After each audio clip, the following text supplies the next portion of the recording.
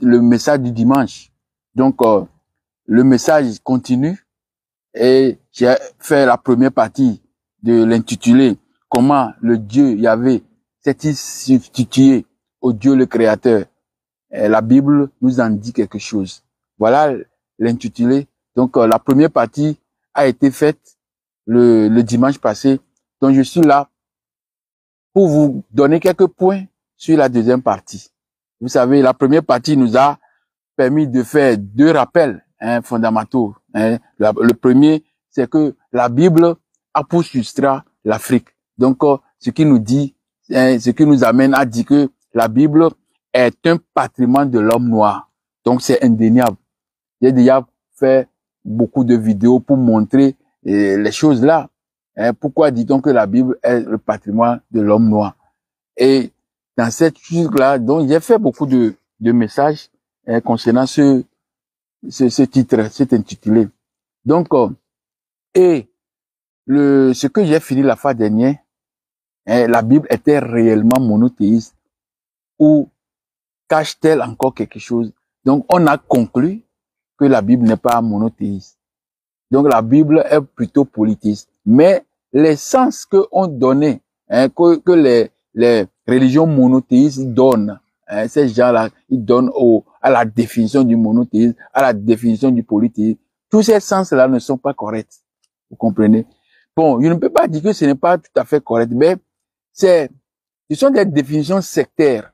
Ce sont des définitions qui ont pour objectif d'élever, de couvrir, de tirer le drap sur quelqu'un ou bien sur quelque chose. Donc, la définition là de monothéisme et de polythéisme, donc, ce sont des définitions très légères, très légères, très légères plutôt. Ce sont des définitions très légères. Donc, notre déisme, ceux qui disent qu'il y a un Dieu unique, mais autour de lui, il y a des divinités. Donc, le déisme, le vicomte Saint John Henry Bolingbroke, oui, c'est un homme d'État britannique. Il est philosophe, il a écrit des livres. Il nous a fait une définition qui est vraiment succincte, qui est vraiment claire. Comme j'avais déjà parlé de toutes ces choses-là avant dans mes sujets. Donc, cette définition est une définition que j'ai repris pour pouvoir donner ou bien pour pouvoir vous présenter. Donc, cette définition nous dit que l'humanité est dirigée par un Dieu suprême unique. Mais ce Dieu suprême-là, il est entouré par des divinités. Comme la Bible nous a dit, la Bible a écrit tout ça là. C'est les gens qui ne veulent pas, je sais pas. On voit ce qu'on a, on écrit quelque chose blanc sur noir et on dit autre chose. Somme 82, verset 1. Il y a ça. Corinthiens 8, verset 5 à 6. Il y a ça. On dit que le Dieu se tient dans l'assemblée de Dieu et il juge au milieu, parmi les dieux. Comment Dieu se tient dans l'assemblée de Dieu et il juge au milieu de Dieu.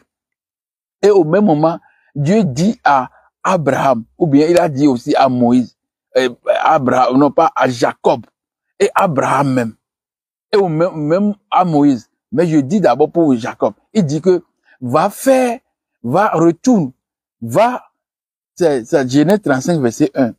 Genèse 35 verset 1. Il dit, Dieu dit à Jacob, lève-toi, monte à Bethel et demeure-y. Là, tu dresseras un autel au Dieu qui t'a paru lorsque tu fuyais ton frère. Vous comprenez? Au Dieu qui t'a paru lorsque tu fuyais ton frère.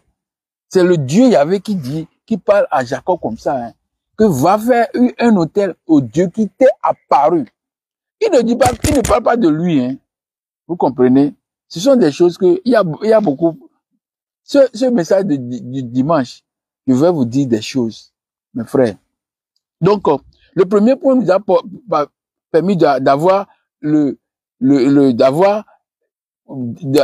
point, c'est-à-dire la Bible, patrimoine de l'homme noir.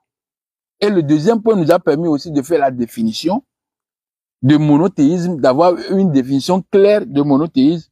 D'après Michée 4 et Deutéronome 32, 1 Corinthiens 8, je devais lire ça, Michée 4. Les peuples marchent au nom de leur Dieu, mais nous marcherons au nom de l'Éternel. Donc ça veut dire c'est un choix. Il y a des dieux et puis nous faisons notre choix au nom de l'Éternel. Vous comprenez? Ce sont des choses claires. Et dans 1 Corinthiens 8, verset 5 à 6, que je dois encore lire, 1 Corinthiens 8, verset 5. 1 Corinthiens 8, verset 5. Car s'il est des êtres, permettez-moi, s'il est des êtres qui sont appelés Dieu, soit dans le ciel, soit sur la terre, comme il existe réellement plusieurs dieux et plusieurs seigneurs, néanmoins, pour nous, il n'y a qu'un seul Dieu, le Père, de qui viennent toutes choses. Donc, et son Fils, le Seigneur, c'est-à-dire Jésus-Christ. Donc, ils reconnaissent qu'il y a il y a des dieux, il y a des seigneurs, mais nous avons reconnu le Yahvé comme le Dieu suprême. Vous comprenez? Donc, la Bible n'a jamais dit qu'il y a un seul Dieu. Vous comprenez? Ce sont des choses on écrit, mais les gens, je sais pas, on nous a niqué comme ça, avec des bêtises. Des bêtises. Donc, quand je lis aussi Deutéronome 32, verset 8 à 9, lorsque le créateur, le Très-Haut distribuait l'héritage, il a donné à Yahweh Israël pour héritage. Donc ça veut dire que quand le Très-Haut distribuait les héritages au divin, à ses fils, vous comprenez, il a donné quoi à Yahweh comme héritage Israël. Donc ça veut dire que Israël est un Dieu. Israël plutôt a pour Dieu titulaire Yahvé. Donc ça veut dire qu'il y a des dieux. Yahvé ne peut pas devenir le Dieu créateur. Mais tout ça là, je vous dis ça, mais j'ai déjà parlé de tout ça là depuis beaucoup de fois. Donc la semaine passée, la première partie nous a permis d'avoir une idée sur le patrimoine, le substrat de la Bible. Donc si la Bible a pour substrat l'Afrique, donc l'Afrique étant polythéiste, directement la Bible sera polythéiste. Vous comprenez? Parce que les auteurs, les acteurs, les lieux de théâtre, tout ça étaient des lieux africains. Donc comment se fait-il que nous jouons un rôle avec nos propres patrimoines et puis on va faire autre chose? C'est pas possible. Vous comprenez? Donc il faut comprendre des choses comme ça. Donc les deux points, nous connaissons ces deux points et dans le deuxième point toujours, nous avons aussi vu qu'il y a un El, qui est un nom générique de Dieu. El, Eloa, et puis l'Éternel même. Le nom éternel, c'est un nom commun. On ne connaît pas parce que nous sommes des éternels. Nous mourrons, la chair mourra, mais l'esprit qui est en nous sera éternel. Donc nous sommes des éternels. Les divinités sont éternelles. Donc on ne peut pas dire que Yahvé seul est éternel. Donc éternel, c'est un générique. Elle est un générique. Et puis Eloa est un générique. Adon, A-D-O-N, est un générique pour Seigneur. Donc je suis encore allé à un autre niveau comme ça. Donc, nous avons la définition réelle que j'ai déjà laissée sur TikTok, la définition réelle même.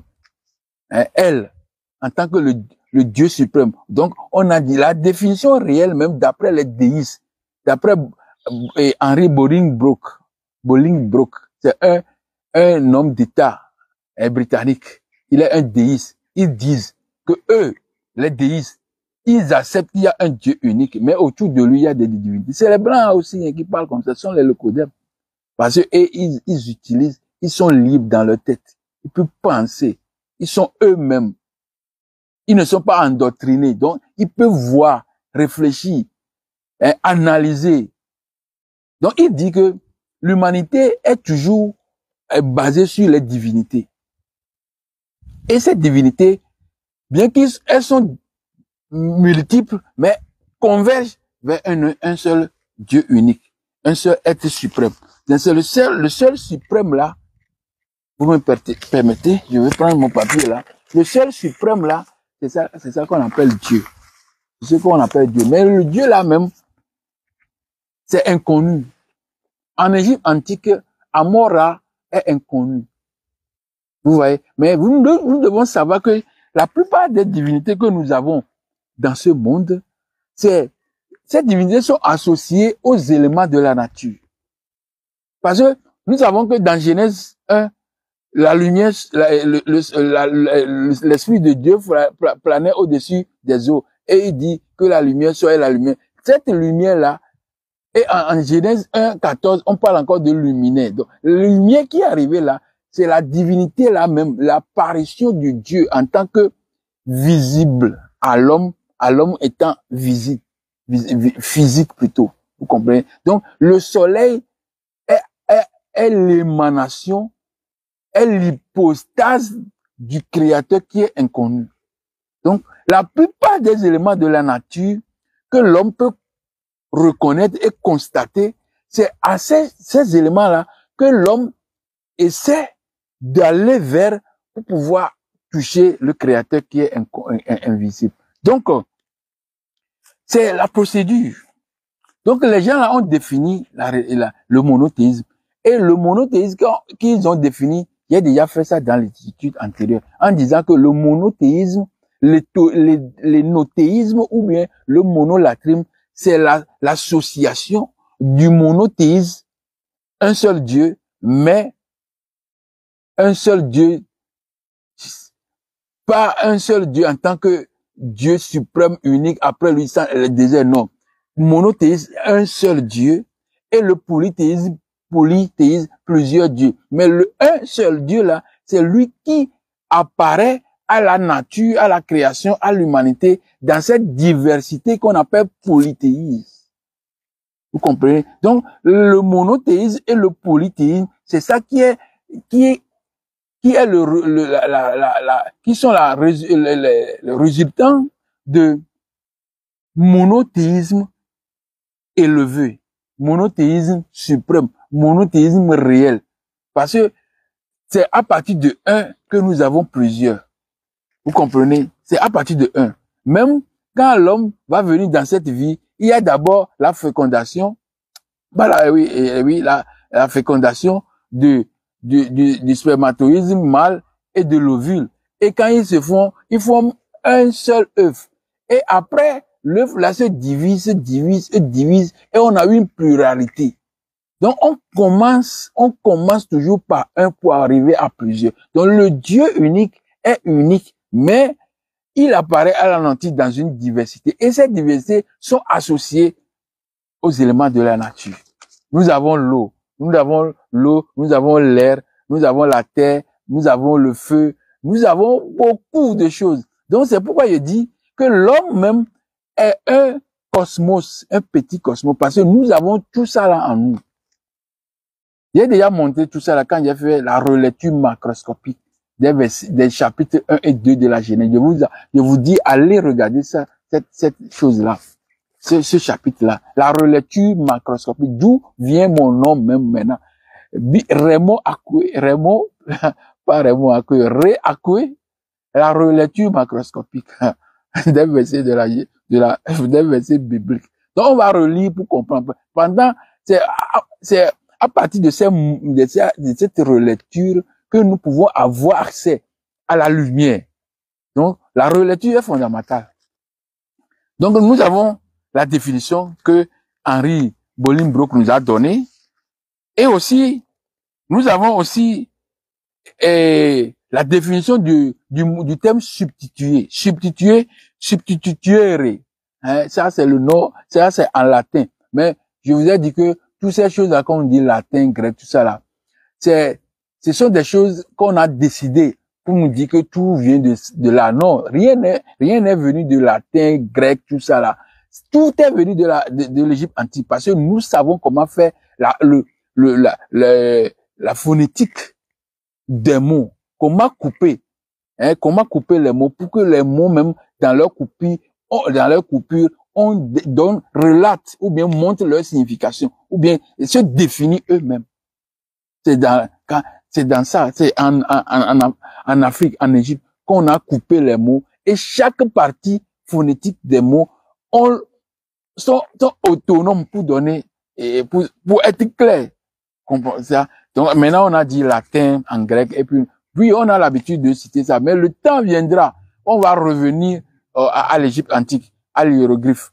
Quand nos enfants qui vont venir après, ils vont apprendre l'hiéroglyphe et ils vont faire la définition de tous les mots en hiéroglyphe. C'est une prophétie. Ça va arriver. Sûrement. Parce que ça a quitté là-bas. Donc ça va revenir encore là-bas. Donc substituere, c'est composé de sub qui veut dire sous ou bien dessous et statuere qui veut dire établi, posé, mettre sous. Hein? Donc quand on substituer, c'est prendre la place de quelqu'un. Progressivement prendre la place, s'installer à la place de quelqu'un, s'installer une idée à la place d'une autre. Donc c'est ça que on a, c'est ça la base seulement et le mot clé plutôt de cet intitulé.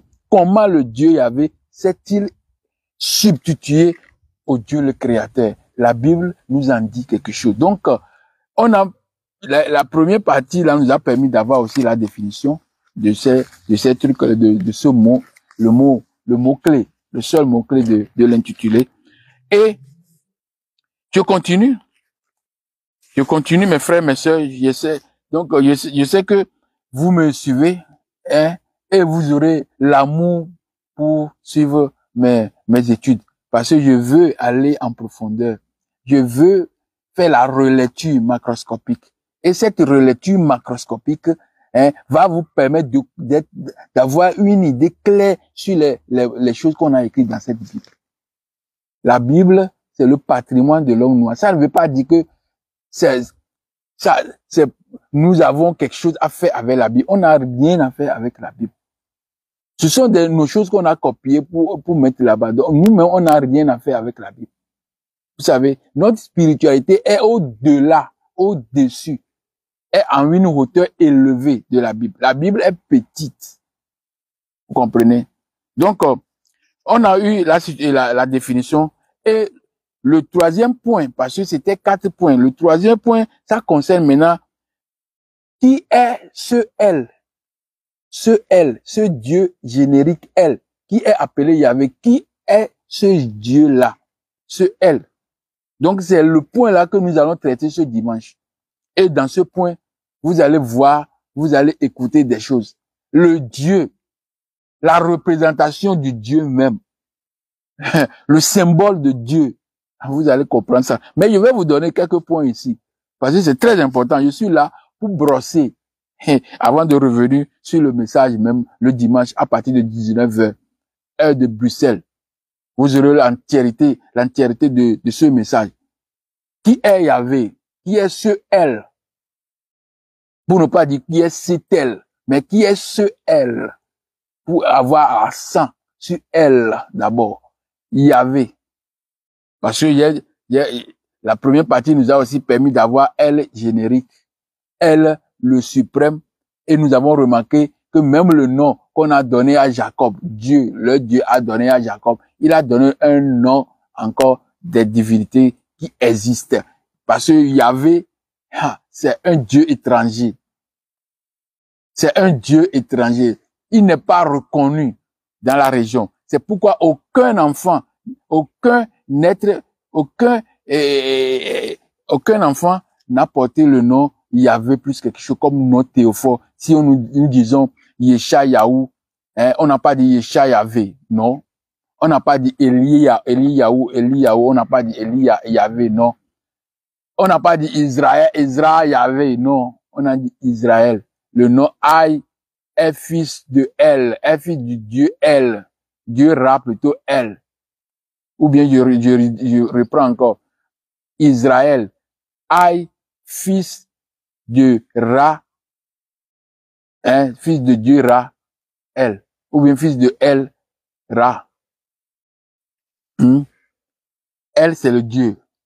Donc le Dieu suprême des Cananéens est appelé El. C'est pourquoi dans le nom de Jacob, on a Israël. El, Ra,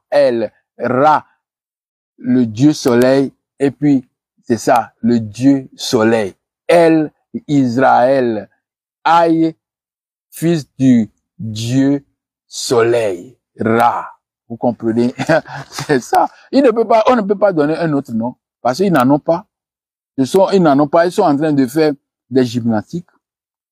Ils sont en train de faire des gymnastiques. Le Dieu Yahvé est étranger.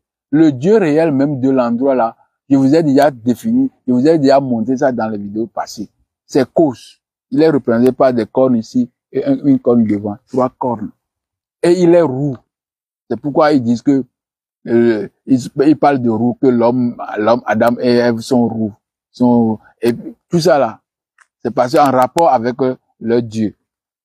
Et ce Dieu-là même est adoré par les Madianites. Je vous ai montré ça. C'est pourquoi on a passé sous silence la divinité des Édomites et la divinité des Madianites, la divinité des Amalécites, la divinité des Thémanites.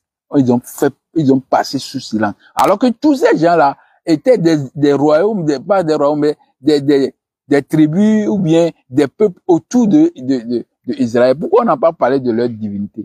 Ça cache quelque chose. J'ai déjà montré ça dans les vidéos passées. Vous comprenez? Donc, je continue avec Yahvé. Yahvé, qui est Yahvé? Hein?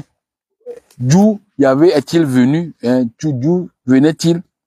Et puis, on va parler de quoi encore? Oui, il y a 5 choses même. Quel est son symbole? Sa représentation? Comment on représente Yahvé? Parce qu'on dit que on ne doit pas faire représentation. Mais dans le temple, on a représenté Yahvé. Je vais vous dire ça, ou comment on a représenté. Vous allez savoir ça. Tout est écrit. C'est parce que on vous dit autre chose, donc vous pensez que c'est ça. Mais nous allons faire la relecture macroscopique. La représentation de Yahvé. Comment on représente Yahvé? Parce que il ne peut pas faire autre chose que ce qu'on a fait en Égypte. Jamais. Il ne connaît rien. Ce sont nos serviteurs. Hein, les Israélites, dont il dit les Juifs, tout ça, les serviteurs des Yaouds, les enfants d'Égypte. Comme ça. Akhenaton, c'est les gens qui étaient autour d'Akhenaton pour que lui, ils font son monothéisme. Et on l'a balayé vite. Parce que le monothéisme, le sens qu'il donne au monothéisme, c'est un sens erroné. Donc on l'a balayé vite. Et on a mis ces gens à Cana là-bas. Et c'est eux qui sont revenus. Pour nous ramener encore la même chose. Le monothéisme. Donc, on va connaître le symbole de Yahvé et sa représentation. Parce qu'il n'avait pas dit ça la fois dernière. Plus la représentation, symbole plus la représentation. Quel est le symbole? Vous voyez l'arc-en-ciel qui est dans le ciel? Oui. Yahvé a dit dans Genèse 9, direct, que le signe qui est entre moi, c'est l'arc-en-ciel. Et dans Ézéchiel 1, verset 28, Ézéchiel a vu la gloire de Yahvé. Et c'était l'arc-en-ciel. Vous comprenez? L'arc-en-ciel est le symbole de Yahvé. Vous comprenez? Vous comprenez? C'est ça. Et sa représentation, oh, ça là, c'est grave. Quand ils sont sortis de l'Égypte directement, soi-disant sortis de l'Égypte, tout ça là, il n'y a pas de preuve pour ça. Ils n'ont jamais. J'ai déjà montré que tous ces gens-là ont habité, même Gossène était dans Sinaï. Et ils ne peuvent même traverser aucune mer pour aller à quelque part. Ils sont restés sur place là-bas. J'ai déjà montré dans mes vidéos. Je vous invite à regarder mes vidéos, à les liker, à les partager, mes frères, mes sœurs. C'est très important. Les gens n'ont pas traversé la mer. Parce que depuis qu'ils traversaient, ils quittaient Canaan, tout ça là pour arriver en Égypte, ils n'ont jamais traversé la mer. C'est quand ils auront 2 millions, 3 millions de personnes avec les animaux. C'est en ce moment la mer va dire, bon, traverser, vous allez passer par ici. C'est un couloir. La mer, c'est un couloir. Ils ne sont même pas à côté de la mer. La mer même était loin de ces gens-là. J'ai déjà montré ça dans mes vidéos. J'ai déjà montré ça dans mes vidéos. Ouais. Donc, on va connaître le symbole et la représentation de Yahvé. Et quelle est sa similarité avec les autres divinités de la région? Parce que la gestion de l'humanité par les divinités sous le regard du Dieu le Créateur, je l'ai déjà fait. Parce que chaque peuple, chaque région sur cette terre tel qu'il est coiffé par le ciel, il est coiffé par tout ça là. Et il y a la terre, il y a l'eau, il y a l'air, il y a le feu, il y a tout ça.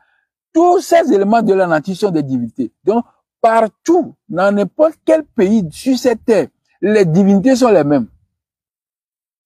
Il y a une différence.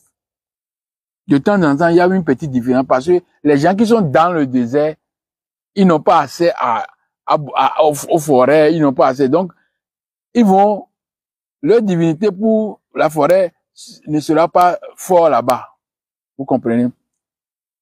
Ils n'ont pas accès à la mer. Donc, la divinité lacunaire aussi ne peut pas être là. C'est-à-dire, Mami Wata, il n'y aura pas une force. Il y aura une divinité qui représentera Mami Wata dans le désert, mais il n'a pas de force parce qu'il n'est pas au lieu sûr.